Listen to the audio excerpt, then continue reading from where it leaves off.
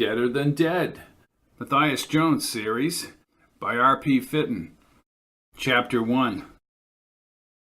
Being alone is a prerequisite for murder. Hamilton dried his hair and wrapped his towel around his shoulders as he walked along the pool.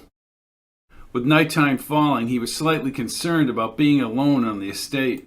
Hollings had left over an hour ago for the home of his old friend J. Patrick Wells in Newtown.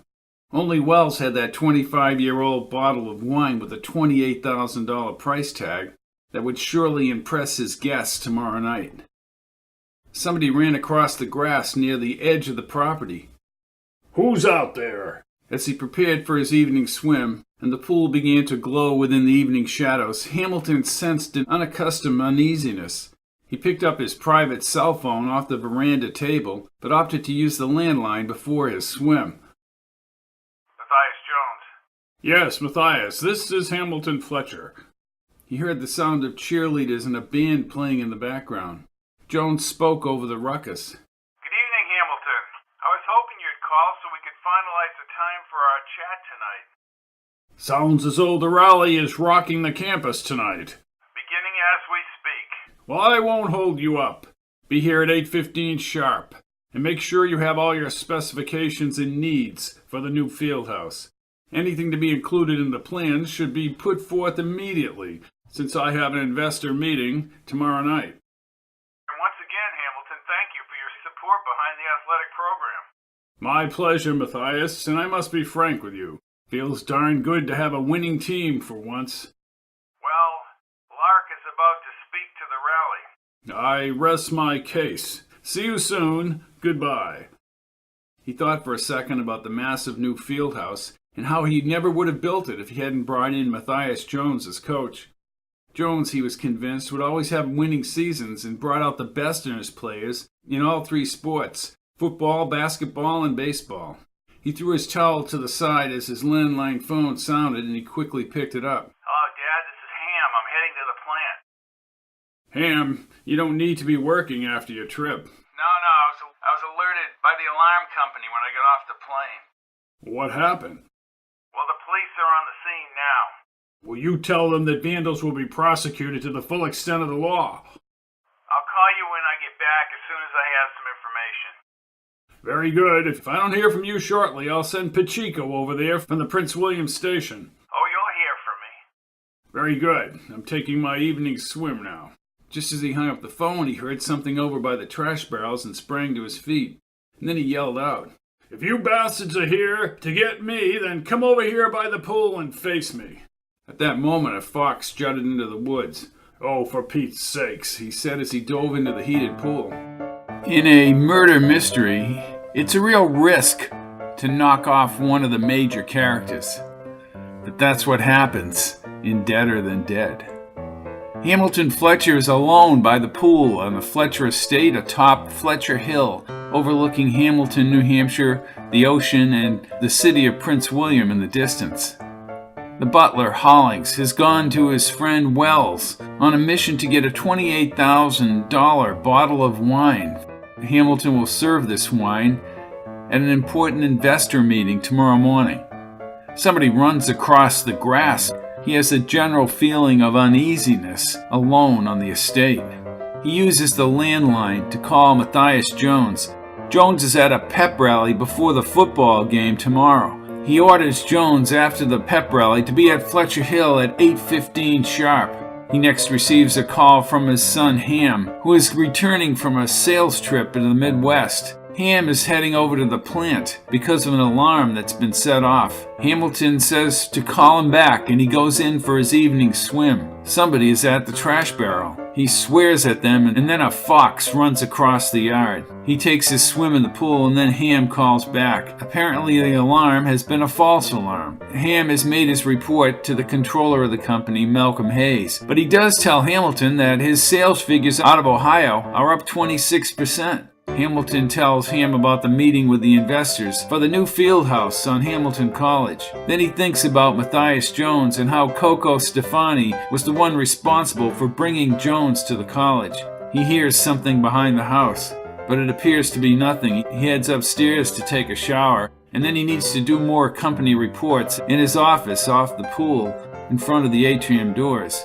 What makes him jittery is Moretti, the gangster out of Rhode Island, investing in the field house. As he moves down the hallway to his office, the answering machine light is flashing. Thurman Childs, a disgruntled rogue neighbor, screams at Hamilton on the answering machine, upset about what Hamilton did in grabbing some of his father's land and causing his father's untimely death. Hamilton did this to his family and to Thurman. There are more noises out in the yard, but Hamilton shrugs him off. Nigel Kent calls about discrepancies in the billing for the field house. It centers around Arnie Dewars, who Hamilton Fletcher calls an idiot. Arnie is overcharging the Fletchers for materials for the new field house. Hamilton calls Cocoa Stefani on his white cell phone. Cocoa will be there at the meeting tomorrow morning with additional money. As he hangs up the phone, Bucky Driscoll calls, but he lets the answering machine go through. Bucky wants a raise, and Hamilton hangs up the phone. At the rally, Lark Larson, the former bumbling coach, rambles on and talks about years gone by as Jones keeps looking at his watch, knowing that he has to be up at Hamilton Fletcher's study. Finally, Lark gets through and Jones goes up to the microphone and shouts out, "Let's win this one for the Lark." The crowd, always enamored with Lark, goes crazy. Bucky Driscoll at the same time is driving his security car on the sidewalk during the rally. As Jones begins talking to him, Bucky goes backward and then crashes into the rear fence and sprinklers, setting off a torrent of water over the crowd and the pep rally. He talks to his friend Tom McGill, who speaks about Thurman Childs and how Childs said that Hamilton swindled him and his family out of land. He thinks that he caused old man Childs' heart attack. Thurman had burst on the edge of Hamilton's property and set fire to the grass. Jones heads up to Fletcher Hill after the rally. His Jeep headlights shine through the trees and the rhododendron bushes. There are bright lights up top. Most of the mansion's lights were out except for one downstairs. Jones meets Hollings, the butler, with a rare bottle of wine. They move into the house and down the hallway to Hamilton Fletcher's study. But Hamilton Fletcher is not responding, nor will he respond. He is bent over his computer desk with crusted blood around his skull. Somebody has murdered the patriarch of the Fletcher family. Jones immediately calls George Strickland, Hamilton's police chief. Ned answers the phone but tells Jones that George can't be disturbed because Bucky Driscoll has created a disaster on the practice field in the pep rally. Jones makes it clear that there's been a murder. Ned needs to get George on the line. When Strickland is on the line, he doesn't believe that Hamilton is dead, and Jones says it emphatically, "He's dead, George." Jones is concerned why the computer screen is darkened.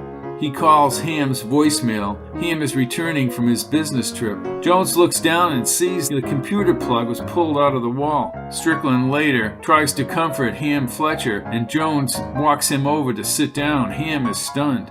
He talks about tension between Thurman Childs and Hamilton Fletcher. Also, there's been tension between Alex Harmon, who was fired by Hamilton Fletcher. He was seen on Route 7 on a motorcycle near the stables. But Jones still wants to know about the computer and why the screen is dark. Ham then tells Strickland that his sister Anna was supposed to arrive and is probably in the carriage house near the pool. When she is interviewed, she says she heard nothing. Jones still looks at the darkened computer screen. Strickland yells about Anna and where she was during the time of the murder. Kevin Phillips calls and rattles off a list of Alex Harmon's arrests and his drug use. They figure out it was 22 minutes from when Ham called at the plant and talked to Hamilton to the time he might have been killed. What was on that computer screen? Jones wants to look at a possible recovered document. Now he knew he was going down one of his side roads, but the darkened screen concerned him. Strickland says the atrium doors were locked. Anna had a key, according to him. Her full name is Anna Fletcher Ritali, and she lives in California. She does own a gun, a .22 caliber. The coroner, Clayton Morris, tells him that the shot that killed Hamilton Fletcher was from a .22 caliber gun. Jones is very suspicious about Anna, wants to know why she's even out here from California. Ham said that she needed money for a restaurant.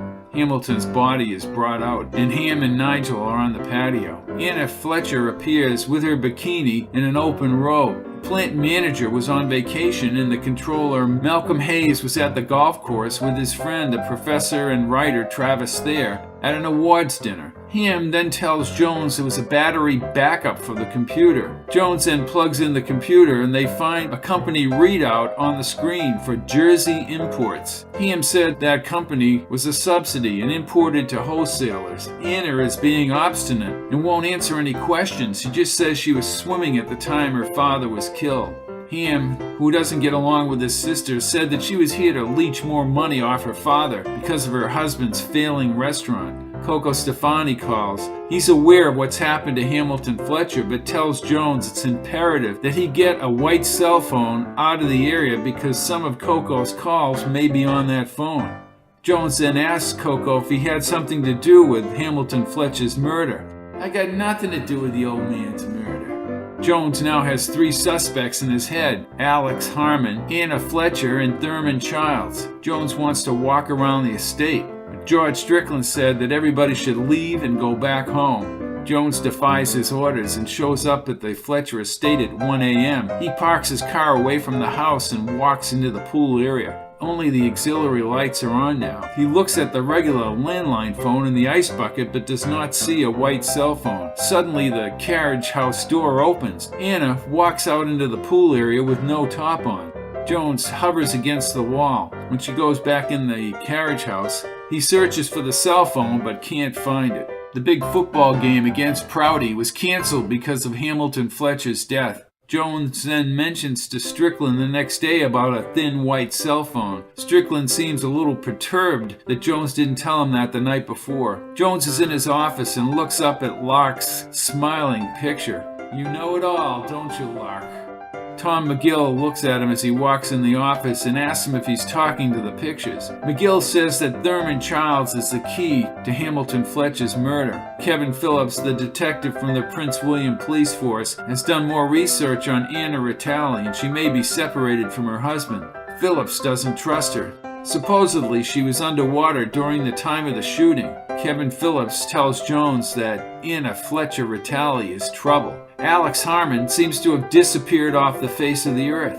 Jones asks about Thurman's shack up in the woods, which is basically inaccessible, and he wants to know where Anna's husband is right now. Jones and McGill drive out through the woods on the back roads to Thurman's house with the aluminum roof and trash strewn around the driveway. They find newspaper clippings and news about the Fletcher land grab circled with a red crayon. His father's death certificate from 1 month ago is on the kitchen table. Some high-priced lawyer from out of town named Bernard Roth nixed the land title. This new surveyor reports that pushed Thurman off that land. McGill said they should try the trail up toward the Fletcher Hill to find Thurman. Cocoa calls and says again that he needs the phone. Jones says he can't find it, but Cocoa said, "I say the killer has it, unlisted and unknown." Then he talks about his friend Izzy, who can break into any phone line, and he'll try that avenue. Jones then tells Cocoa that Arnie Dewars is overcharging the Fletchers for the field house. Cocoa says he'll take care of it. Up the top of the hill, Jones spots the tennis courts taken by Hamilton Fletcher that used to be on Thurman Childs' land. He can see Hamilton's study windows and the atrium doors right ahead across the grass. The atrium doors were locked, and Hamilton Fletcher was shot from behind. The killer could have come in through the atrium doors and then shut them, and then locked them. As Jones is thinking about the murder, shots ring out in the woods from a high-powered rifle. They quickly scamper to higher ground. McGill asks who the hell would be shooting at us in the woods, and Jones has his answer: the killer. Jones moves off the trail later and calls Strickland and tells him about the shots. Thurman's stuff is still on the table as Strickland says he and his deputy Wendell are heading out there. Hamilton humiliated Harmon and didn't pay him, according to Strickland. Wendell is by the pool with Anna Fletcher. She says she didn't hear the shots. Later, Jones makes a dinner date with Travis Thayer at the Colonial House. As Cocoa and Jones go over to Dewar's Lumber to talk to Arnie about overcharging at the field house, Arnie yells out, "Who plugged the old man?" Bucky Driscoll is now working for Arnie and driving a forklift. Later, Jones walks along the common, thinking about Anna Fletcher as a suspect. Cocoa Stefani calls and says that Harmon is still in the area. Someone doesn't want Jones looking into this. Inside the Colonial House, Travis and two long-haired female students are at a table. Travis is unaware of the shots this afternoon. Franny, the waitress at the Colonial House, says that Alex used to come into the Colonial House all the time. Travis wrote medieval fantasies, and he says once you're famous, they expect more. One national program and you're a celebrity, from buzz to boredom. He says he was at the golf awards with Malcolm Hayes. Hayes was very sick from a trip to Mexico. Dr. Bradgate had him on antibiotics. Jones turns as Lark Larson arrives with his thin girlfriend, Flo Nightingale. Lark is bouncing from table to table and pontificating. Jones asks Travis if he can be excused and backs out of the area to avoid Lark. As he backs up in the other darkened room, he feels something soft and smells perfume. It's Anna Fletcher. She tells him how she went to Smith College and that Hamilton Fletcher is being cremated and there's nothing she can do about it. He asks her about the shots up on Fletcher Hill. She was in Prince William earlier in the day, getting a mourning dress. She keeps calling him Jonesy, which gets him mad. As he stoops down looking at Lark, he falls back into her arms. She says that she'd like to take him to Prince William clubbing. She leaves and Jones returns to Travis. Travis looks at her and says that woman is trouble. Anna Fletcher, the ultimate enigma. Travis is happy about Bucky's firing. Coco calls and asks Jones to come over to the club. There's rock and country music at Club Max, amidst the dart playing and the conversation buzz. Bruno, the bartender, closes the rear door and Coco talks to Jones. He's saying that Anna Banana called on that phone demanding money from the old man. Anna Banana's been back to Hamilton a lot. And then he finds out that Harmon called the old man 5 times on that phone. He talks about the Fieldhouse investors and Moretti, the gangster from Rhode Island. Jones is taken aback. Coco said that he always lined up the money when the old man needed it. Coco also says whoever got into that study knew the old man. Jones uses a word his father always used in investigations, the scenario. He wonders about Malcolm Hayes. Hayes has the purse strings to all the Fletcher companies. Yet, Hayes was at the golf thing up at the Hamilton Country Club. Coco's gonna make some calls about Anna Banana. Jones says that he'll go over to Hayes' house tomorrow morning and question him. Hayes has no motive, though, for killing Hamilton Fletcher. When he arrives at Hayes' house, a colonial-style house with wings off to the side and a 3-car garage, he walks by the pale green SUV. There are horses in the rear barn, and 2 Dobermans are barking at the front door. 2 bags of golf clubs and a program are in the back of a station wagon. A white cat is sprawled across the floor. 2 bags of golf clubs and a program from last night's awards dinner are on the back seat of the station wagon. There's a white cat sprawled across the floor. A tall man, balding with silver hair strung across his head, steps forward. His wife Jen is with him. He says Hamilton was one of a kind. Jones thought he was a phony. He said, whatever I can do to help. He said that Jersey Imports was one of the Fletcher subsidies. He's worked for the Fletchers for 17 years. He asked Jones why he's asking about Jersey Imports. Jones says it was on the screen. Hayes doesn't think it's relevant, but Jones notices sweat beads building along his forehead. He said, boy, was I sick in Mexico. If you ever go down there, be careful. He gives Jones a card and says, Mr. Jones, find some justice. Jones then later heads up to Fletcher Hill. Coco is on the phone checking on Jersey Imports. Strickland has already arrived at the Fletcher Estate. Jones studies a gravel bed near the garage. There's a matted furrow like a motorcycle that might have gone along the garage. There are no footprints in the grass, but he does find a few plants crushed in the wildflower and herb gardens. Now he knew he was going down the side road because everything was locked out back. Entering through the second floor of the Fletcher Estate was ludicrous. The patio atrium doors were locked, Strickland tells him again. But as he goes inside, he sees that there's a splotch of bleach on the rug near the door. With a jigger from the bar, he takes some pool water back and, with permission from Hollings, pours the water in the corner of the rug. He asks Hollings to call him if the area becomes bleached. He points to a trampled path on the garden. There was an impact out there. Strickland calls Wendell, and Jones wonders if Anna came in this way. There's a line in the gravel by the garage and the garden is trampled. He looks down at the pool house. He and Strickland walk along the pool and down to the pool house. Inside is the residue from 3 days of occupancy by Anna Fletcher. There's plane tickets. She left San Francisco to Denver and then to Boston. There's a rental car slip from Boston to New Hampshire. Credit was denied and later approved. She has a Mazda back here, according to Strickland. Jones says this woman has money problems, George. Strickland wants to know what was in Hamilton's will. Back in the study, there's nothing yet on the bleach. Jones strongly suspects Anna Fletcher. At that time, Ham tells them that there will be a service for Hamilton Fletcher at First Parish Church on the Common Tuesday morning at 10. Jones asks Ham if his sister is stable. He says that's a matter for the head doctors. She's always needed money, and Ritali, her husband, was in San Francisco. They may already be divorced, he didn't know. Hamilton and Anna never got along. She was always off to Prince William. He wants to know, why was my father killed? Woozy is talking about practice and all the plays they'll be running for the next game. Jones has football plays strewn across his counter at home, but he's going to go on a bike ride to get some of the tension out of his system. He puts on his bike helmet and tells Woozy that the ground game is a joke. The blocking is a joke. On his cell phone, Cocoa Stefani says they've had a meeting at the Marriott. Ham Fletcher isn't cooperating and has canceled the field house. And then he tells Jones that people think that Alex Harmon has been in Club Max. Harmon was there with some babe, possibly Anna. Alex Harmon has worked the grounds on the estate. Jones gets on his bike and heads down toward the shore. He moves along the deep blue water and past the flashing yellow light at Sal's Bar and Grill.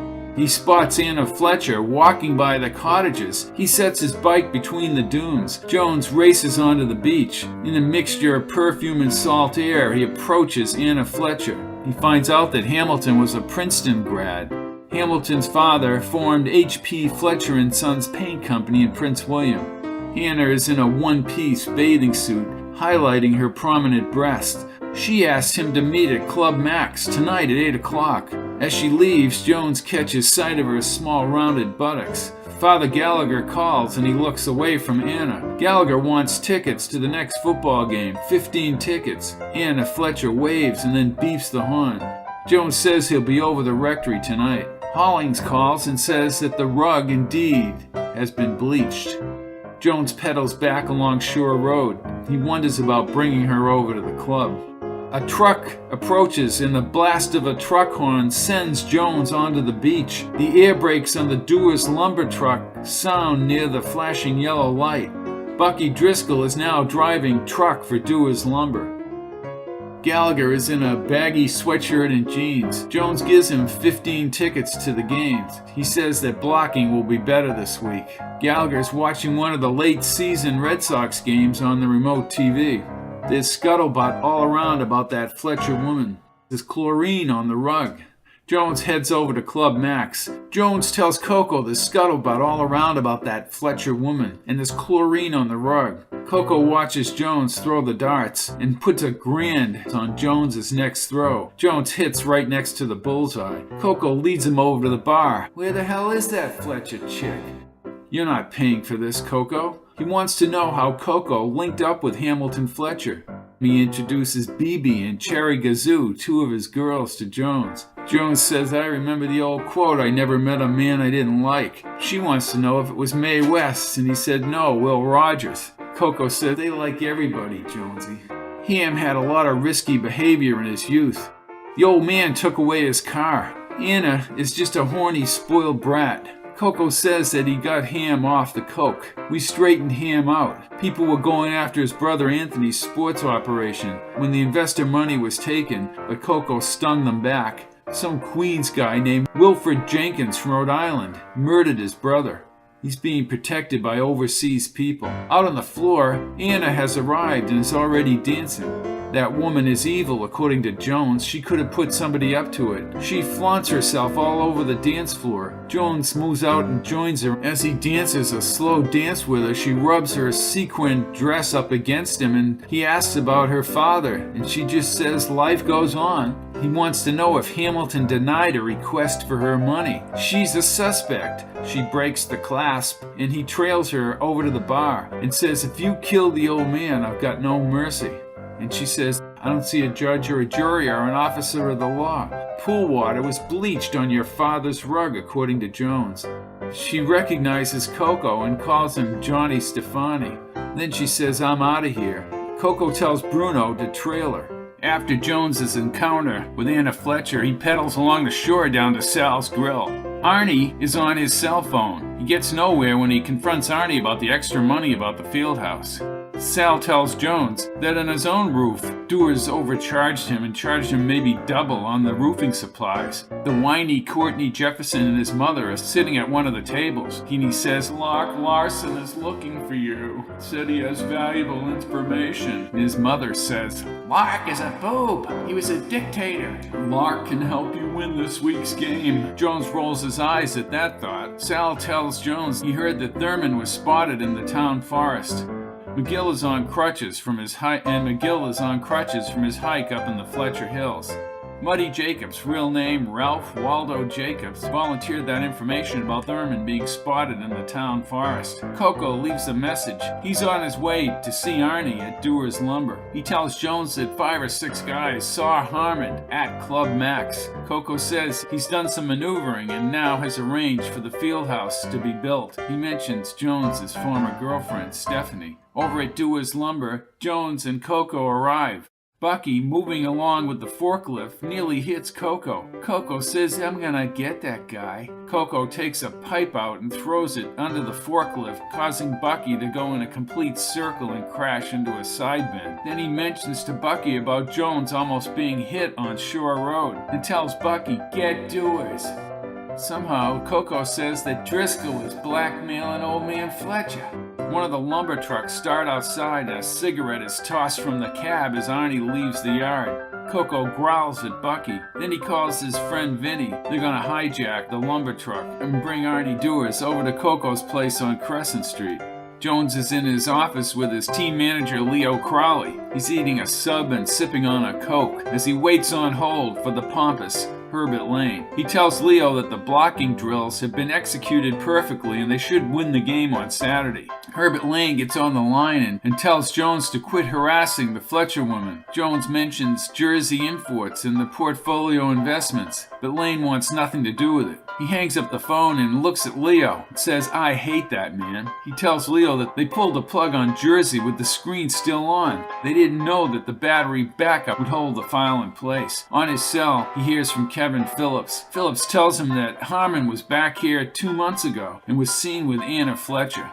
Jones places a call to Mel Hayes. Mrs. Hayes is on the voicemail but then comes on live. When Hayes joins the conversation, he asks him about Jersey imports. And he just tells Jones there's many legal entanglements and we all could be sued if we start pursuing them. Jones still wants to know why Jersey was on the screen and says, call me, Mel. Then he could hear the wife in the background before they hung up saying, don't talk to anybody. Cocoa Stefani then calls him on his cell phone. Meet me at Crescent Street in half an hour. There's rumors that Lark Larson is going to coach on Saturday. Jones looks at Lark's picture on the wall and then turns it around to face the cinder blocks. On Crescent Street, the huge-shouldered, wide-bicepped Wrath opens the door. Inside is a long table with dishes of pasta. Cocoa says, this is Jonesy. Jones says he doesn't want anything to eat because he just ate. Cocoa looks at him and says, we all just ate. Uncle Dulio sits over across from Cocoa. He once played for Notre Dame, but he's gained about 150 pounds since his playing days. Cocoa then tells Jones that Dewars will do whatever we tell him to do. He was on his knees. He's the biggest chicken I ever met in my life. Coco's friend Vinny had slipped Arnie something. Arnie later wakes up in Jones's Jeep on the way back to Hamilton, screaming that, "I'm dead! I'm dead!"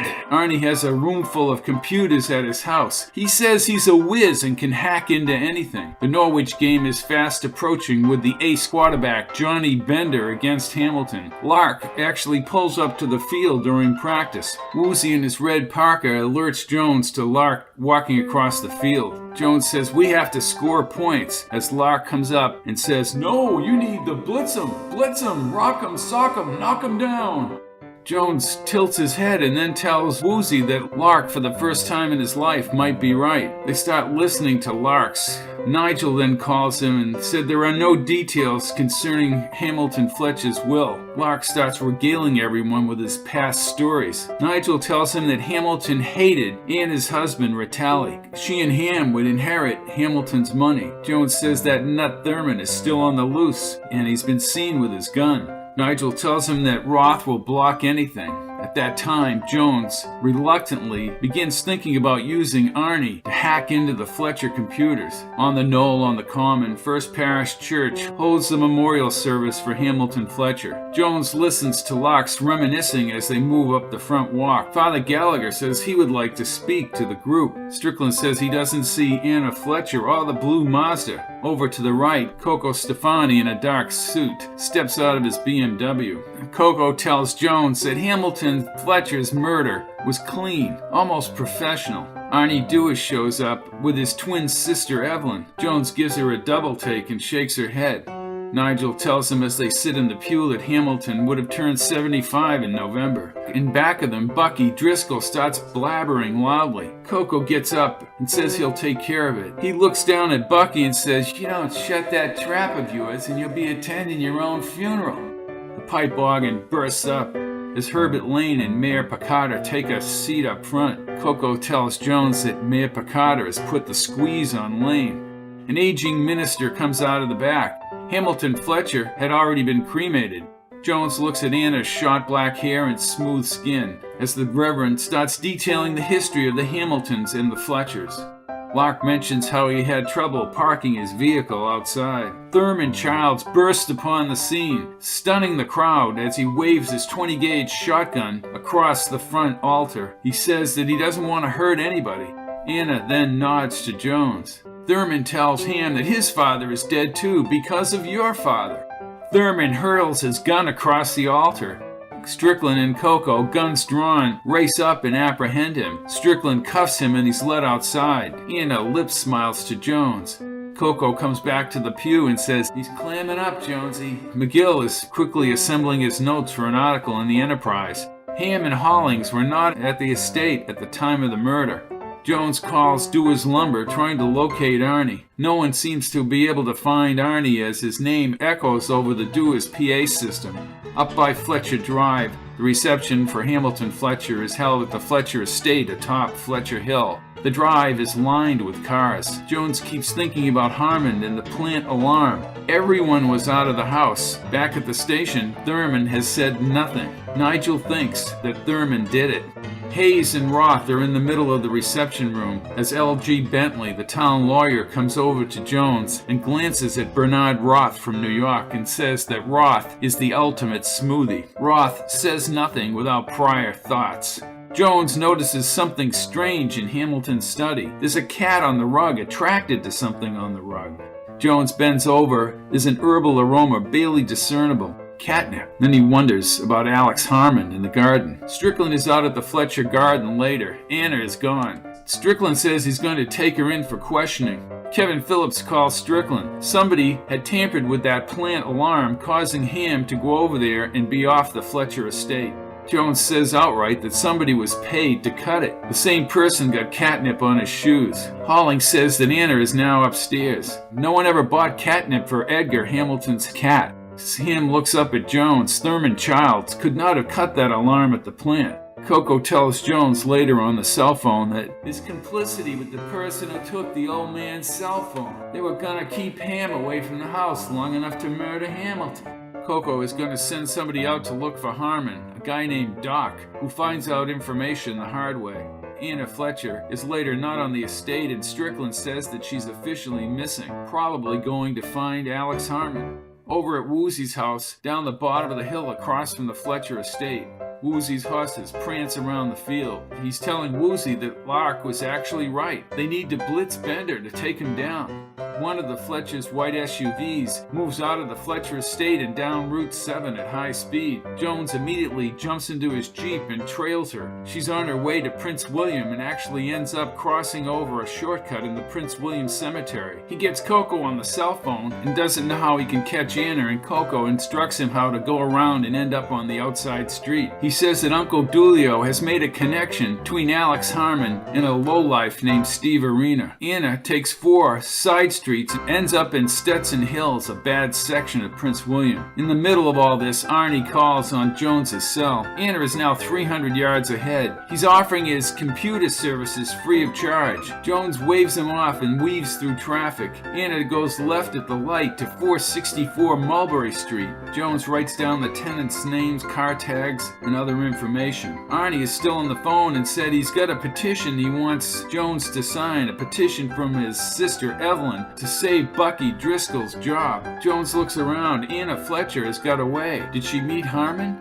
He heads over to St. Bart's down the street and into the parking lot. There's a basketball practice going on in the gym, and Gallagher is speaking to senior citizens in one of the side study rooms. Alex Harmon and his motorcycle were seen at the Fletcher stables. Jones thinks that it's too much of a coincidence about the alarm. That alarm was cut to keep people off the estate. He receives a call. Alex Harmon is dead on 2nd Ave, 1353 2nd Ave in a townhouse. Gallagher then drives him to 2nd Ave as the coroner's wagon goes by. Kevin Phillips comes out and tells Jones that Harmon was shot once in the back of the head. The condo is owned by a Dr. Gerard McKenna. Herbert Lane appears on the scene and makes a compressed vice-like face at Jones. On his baseball cap says, "Keep Prince William sane, vote for Herbert Lane." Jones laughs at that, and Herbert Lane starts ordering Jones off the site. Kevin Phillips speaks up for Jones, but Lane wants him definitely off the case. Gallagher then confronts Lane once Lane is attacking Jones. The ever-bumbling Kip Bosco from the Vice Department in a bright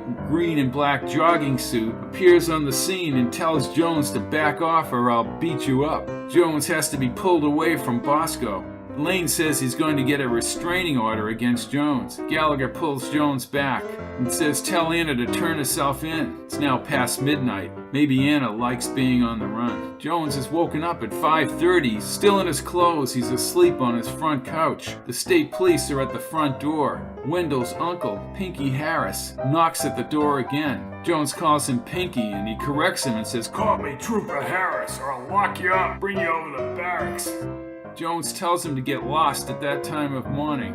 After Pinky leaves, Strickland says that he was over the station earlier. Jones then learns that Malcolm Hayes set up Hamilton Fletcher's son Ham's trip to the Midwest, and he suggested for Hollings to get the $28,000 bottle of wine. Also, the other problem is the Fletcher maid, Juanita, had car problems that night, but Jones can't prove that anyone did anything to her car. He's convinced now that Steve Arena cut the wires at the plant. Thurman saw a motorcycle head up on the estate. Somebody entered the estate.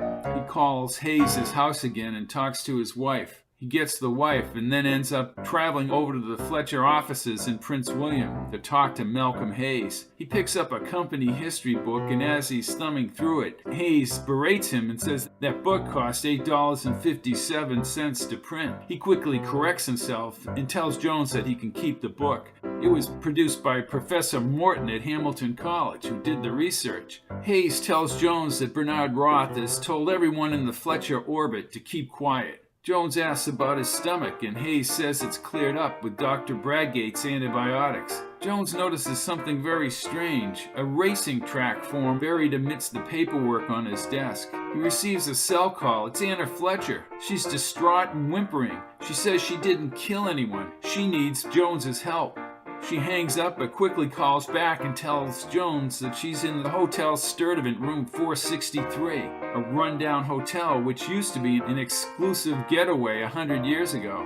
Anna now seems to have lost her coy demeanor. As Jones enters the room, she locks the door. She tells Jones that Hamilton set up Harmon. He planted drugs on his motorcycle so he could fire him. Alex Harmon was at the carriage house with Anna at the time that Hamilton Fletcher was murdered. She says she's going back to California. She mentions the Alpine racetrack and how Harmon used to hang out there with Steve Arena. Somebody sent money to Arena via Alex Harmon. Steve Arena had met them at the townhouse. Anna was told to go out for an hour while they discussed business. She went to a coffee house, but when she called back, she got no answer. Maybe Arena was now looking for Anna. Jones brings Anna over to St. Bart's as Coco calls on the cell phone. He calls Arena a punk. Arena is a dope, an idiot. There had to be someone else who used Arena and Harmon. Gallagher agrees to hide Anna in the rectory, but he's afraid of the complications if the bishop finds out. Jones's big game against Johnny Bender in Norwich is just 2 days away. He's more and more convinced that Lark might have actually been right about blitzing the quarterback. Arnie calls and is afraid that Coco is around. Jones tells him that he needs to break into the Fletcher accounts. Arnie says he's at apartment 17 and at the Parkview complex back in Hamilton. Meet him tonight, 7 p.m. On the phone, Anna had told Gallagher the whole story and he thinks she's innocent. Jones knocks on the door and Arnie's twin sister Evelyn comes to the door, unnerving Jones at the similarities. She shouts for Arnie, but Arnie's on the John and tells Jones to wait. Bucky Driscoll's in an adjacent condo. Evelyn wants him to sign the petition to get Bucky's job back. She says she's going out tonight with Bucky. She's going to arm wrestle Bucky and then watch Love Story. Arnie comes out of the bathroom scrubbing his hands. He's in a bright blue jumpsuit. He brings Jones into another room dubbed the lab. It's lit by indirect fluorescent lighting. Arnie powers up numerous computers. He tells Jones that he's tapped into the Fletcher accounts before. Jones puts on headphones and lies back in a recliner listening to music. He actually drifts off to sleep. When he wakes, the blue neon clock says 10 p.m. Arnie tells him that these accounts are very secure, especially the subsidies in Jersey imports. Malcolm Hayes, Arnie tells him, is the chief operating officer of Jersey imports. They bring in stuff from overseas. 3 batches of the files are still locked. They're hiding some. Arnie will keep working. He says he's in the bowels of Hamilton Fletcher's company. He's got to crack the deal. Coco calls. Jones wants to find out if Hayes is a gambler because he saw the racing form on his desk. Gotta prove it, Jonesy. The phone rings later. He tells Travis Thayer about Malcolm Hayes. Travis is indignant. He says Mel is very detailed and brilliant. Travis states unequivocally that he and Hayes and the wife arrived at 6:30 at the golf awards dinner. Hayes was marginally sick. He headed to the restroom several times during the evening's program. He was on medication and tells Jones that you're speculating. Then he gets very upset and says, how could he go out of the building without being noticed? Then he mentions that Jerry McKenna lives on the fairway, the same McKenna who owns the townhouse over in Prince William. Jones decides to clock the time from the golf awards up to the Fletcher Estate. Lark is having problems with his Buick and needs a ride. Jones says he'll drop him off, but he's heading to the country club. Lark decides to go along with him and says that he's going to be doing some research on his own life and coaching career. The town deserves to have a chronicling of my career. He starts babbling about Snooky McKenzie knocking out an alligator. Pete at the guard shack seems to like Lark a lot and not like Jones. He asks Jones, can you knock out an alligator, Jones? It's $50,000 just to join the Hamilton Country Club. They drive up to the function facility. Restrooms are outside the pro shop and bar downstairs. As Lark heads upstairs, Jones smells heavy chlorine in the air. Through the window and into the parking lot, it's a very easy move. You slip out the windows and you're at ground level in a matter of seconds. Jones gets Lark in the Jeep and hands him the stopwatch. Lark starts the stopwatch and they head for Fletcher Hill as Lark talks about how Harry Hoofer founded the golf course. Jones moves along a bluestone road that looks like an alternative exit onto Route 7. They drive up Fletcher Drive to the garage.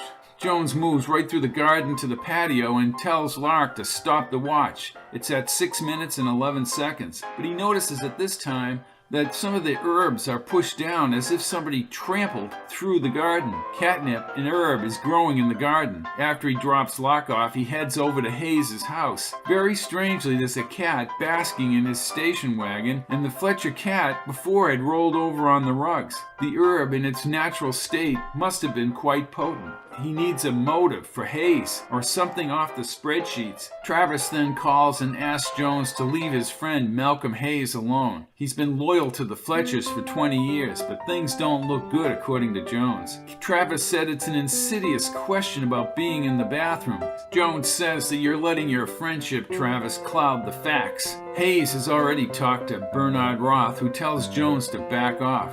Hayes tells Jones he has witnesses and an airtight alibi. Anna Fletcher is revived and relieved at St. Bart's Rectory. Jones tells Gallagher he logged the clock time at 6 minutes and 11 seconds. Anna says that Alex's headlight did come up that drive. Hayes may have had Harmon drive him to the estate. She went up to the swimming pool and was in there when he left. Harmon was definitely paid by Hayes. Cocoa arrives at the rectory and says he's got to talk to Jonesy. He says that Stevie Arena is laying low. He picked up lots of money lately. Hayes may have been skimming out of the import funds. Nigel calls back. They're upset what Jones has done in the investigation. Ham Fletcher has relieved Jones of his coaching duties. They're only 14 hours away from the Norwich game. Lark, incredibly, will coach the team. Jones says that Anna did not kill her father. On the common, Jones walks near the clock tower and the gazebo. Keeps thinking about the Harmon motorcycle, the entire scenario happening within 15 minutes. He walks down to Larson Field. He's very upset about Lark coaching the team. He needs to communicate with Woozy on the field and bypass Lark during the game. He'll get some walkie-talkies to accomplish that, but he keeps thinking about Jersey imports and how they may have fudged the numbers, creating a phony trail. When he meets with Arnie, the first thing out of Arnie's mouth is, "Hey, the Fletchers gave you the boot." He tells Jones he's been into other Fletcher companies and somebody is skimming out of those companies also. The smartest thing to do is to leave an envelope with all the relevant documents at L.G. Bentley's house south of town. Arnie says he'll deliver the envelope personally. As Jones walks back near the practice field, there's another rifle crack. Another shot rings out. Jones heads out of Arnie's apartments and moves back toward the college. A rifle shot cracks out and Jones is nearly hit. He sees a station wagon briefly leaving the college. He immediately calls Hamilton and Wendell gets on his cell phone. Wendell arrives a short time later with a blonde in the front seat. Jones is adamant about the fact that he was just shot at by Malcolm Hayes. He gets in Wendell's cruiser and they head over to Hayes' house. Mrs. Hayes is in the house, as are both Dobermans bobbing up and down at the door. Wendell kisses Rowena, the blonde, in the front seat and then moves with Jones onto the side porch. Mrs. Hayes slams the door in his face. He puts his hand on the station wagon hood. It's still warm. The Dobermans are leaping against the glass of the storm doors. He calls George Strickland and tells him he didn't actually see Hayes, but he does tell him that there's skimming and money stolen from Hamilton Fletcher. He leaves a voicemail for Hayes. Arnie calls back and tells him that it's all set, Chief. Jones goes back to his house. Now he's afraid that Hayes might try and kill him. He opens his side drawer and takes out a .38 caliber gun given to him by Cocoa Stefani. He loads the gun. It's 4 a.m. Cocoa calls. Stevie Arena is dead off Belmont Street. Cocoa is on his way to Hamilton. And then Malcolm Hayes calls at the same early hour. He says, "Stay the hell away from my house. You stay the hell away from my wife. You stay the hell away from me." Hayes says that Jones will never coach again. Hayes knows that Jones was timing the distance from the golf awards up to the Fletcher Estate. He tells Jones to leave town while he still can. A white Lincoln town car moves along the common. Jones dresses and heads for his Jeep. As he shifts the Jeep and heads toward the college, his windshield explodes in a burst of gunfire. He runs at the Jeep and the Jeep careens off the road. He runs into an alley between L.G. Bentley's office and the apartment building to the left. As he looks up from a lower staircase, dawn is glowing above the common. He pulls himself slowly up the stairs and spots Cocoa Stefani. L.G. Bentley calls his cell phone. Jones later gets a hold of L.G. Bentley Bentley and says that Hayes was skimming money off the Fletcher subsidies. LG said that someone arrived at his house on a moped. LG is upset because Roth humiliated him and he lost the Fletcher account. Jones is wondering now whether Malcolm Hayes will show up at the football game. Once Strickland is aware of the situation, he drives over to Malcolm Hayes' driveway. The station wagon is gone. Arnie Duers is now getting very nervous and thinks he's going to jail. Jones reluctantly signs Bucky's petition. Gallagher and his 15 people arrive at the football game, and Arnie calls him Father Jerry Donahue. Bucky, holding a clipboard, is moving around the inside of the playing field, trying to get signatures for his petition. Lark is talking to the team in the locker room about some guy named Monster Munster who did the razzle-dazzle. The team is half asleep. Jones tells Woozy to call Lark out of the room. He gives his team instruction as Lark leaves. He says hit him and hit him hard.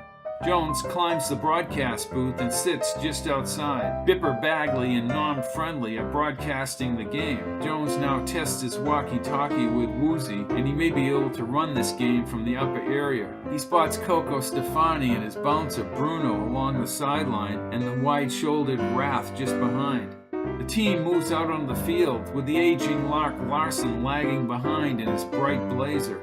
Gallagher then gets on the PA system and asks for a moan of silence for Hamilton Fletcher. Bipper then starts describing the action. Jones scans the area for Malcolm Hayes.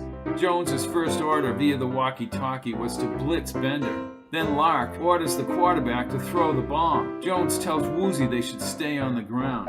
Because of the blitz, they contained Johnny Bender throughout the first half. In the third quarter, Lark is again calling for a long pass that's intercepted in the end zone. Jones shakes his head as George Strickland appears below. He doesn't see Malcolm Hayes, but only 5 minutes later, Malcolm Hayes appears in a beige trench coat next to an oak tree down along the sidelines. He removes a handgun with a silencer. Jones quickly scampers below as Hayes runs along in back of the bleachers. He loses his balance as bullets fly. The crowd is cheering wildly, so loud that Hayes' shots toward him aren't even heard.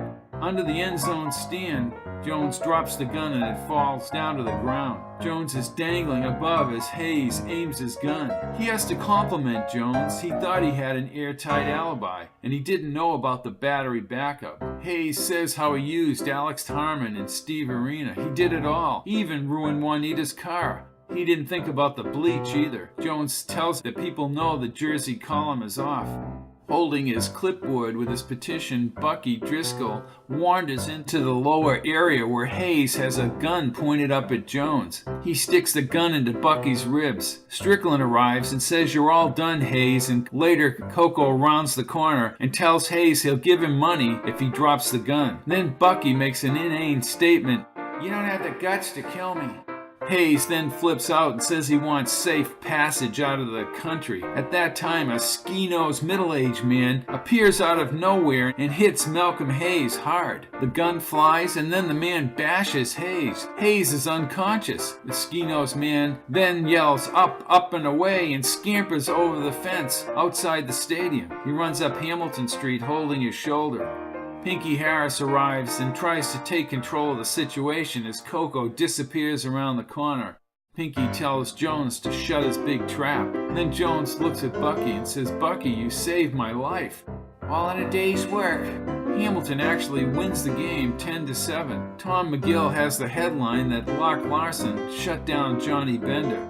Lark is hoisted onto someone's shoulder and then falls to the ground, but gets up quickly. The crowd cheers. Jones keeps wondering who was that ski-nosed man. Coco has made a deal with Moretti and the field house will be built. He tells Jones that he's got extra money coming from Albert Fiore in Boston, and Fiore says to say hello to Jones.